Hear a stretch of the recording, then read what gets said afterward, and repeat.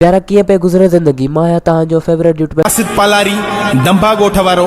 अॼु मां तव्हां लाइ खणी आयो आहियां कवल न्यू सिंधी मूवी टेलर। अचो त शुरू कयूं बिना कंहिं बकवास जे।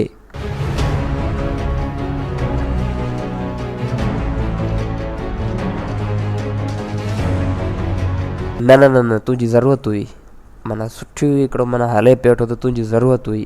अची किन कई, कोटी पाए किन कई। इन ॻाल्हि खे त छॾियो, कोटी पाते खेरा भला ॻोठ में अहिड़ो माल किथां आयो, चिमकीलो माल किथां आयो। असां त जॾहिं बि विया आहियूं या त छेणनि सां भरे हल्थ हूंदा आहिनि उहे ॾिसंदा आहियूं, या सिंगियूं वहंदियूं पियूं, अलाए कहिड़ो ॻोठु आहे इहो। इहे उहे हूंदा आहिनि जेके मतिलबु पाण खे पाण आई लव यू आर मैसेज करे ऐं सॼी राति उनखे पढ़ी ख़ुशि थींदा आहिनि। इन जी ज़िंदगी जो मक़सदु ई इहो त मां का ज़िंदा छोकिरी साम्हूं ॾिसां, खिले कीअं थो ॼरको। अली जा जेके बि इरादा हुजनि तोखे कुझु न कंदो। गदली बणा गुटको खाईंदी या बुश त कंदी करे हेसिताणी पती धप अचे। तव्हांजे साम्हूं आहे सुपर स्टारनि जो बि स्टार, बॉलीवुड हॉलीवुड लॉलीवुड के जवाब आहे। तव्हांजे साम्हूं आहे वफा, पप्पू, सूमरो। सुठो न कयो आहे, न कयो सुठो कवल।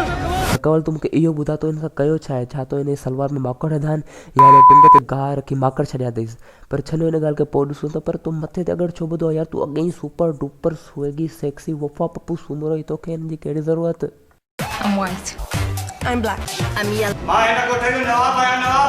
हलंदा मञोसी तूं नवाब बि, पर छितो छा इहे उहे माण्हू हूंदा आहिनि जेके सऊदी में ऐं दुबई में वञी ड्राइवरी करे उतां पैसा कमाए ॻोठ में पाण खे नवाब सॾाईंदा आहिनि। कंट्रोल। अगर जे कोमल न मिली त मां मरी वेंदुमि।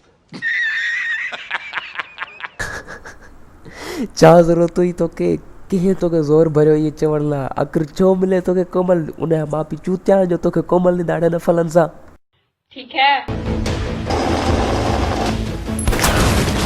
अड़ी बहन चो, छा हो इहो? मूंखे केरु ॿुधाईंदो छा हो इहो?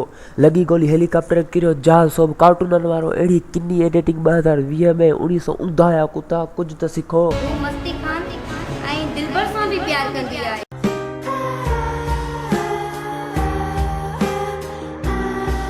ठीक है।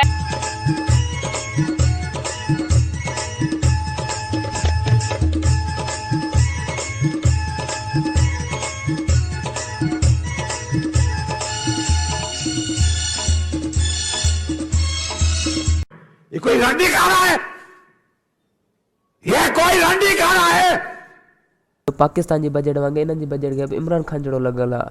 मतिलबु मां सॼे टेलर में 2 ई छोकिरियूं ॾिठियूं आहिनि, ॿियो सभु इहे पोड़ा, इहे माना ॻोठ जा तरसल पोड़ा हूंदा जेके फ्री में कमु करण लाइ राज़ी थी विया हूंदा। बाबा असां फ्री में कमु कंदासीं इन्हनि सां।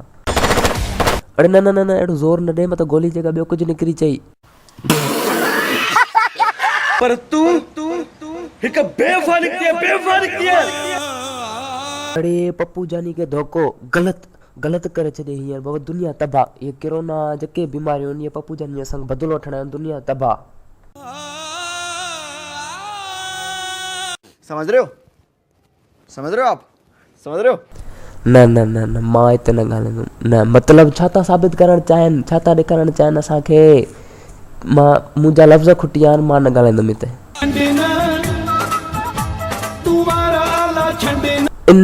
इन ॻाल्हियुनि जे करे ई त मां पप्पू जानी जो फैन आहियां। मतिलबु हिकिड़ी वई, ॿी माना तयारु लॻी बीठी आहे, बसि अचु तुंहिंजे लाइ जॻह ख़ाली आहे।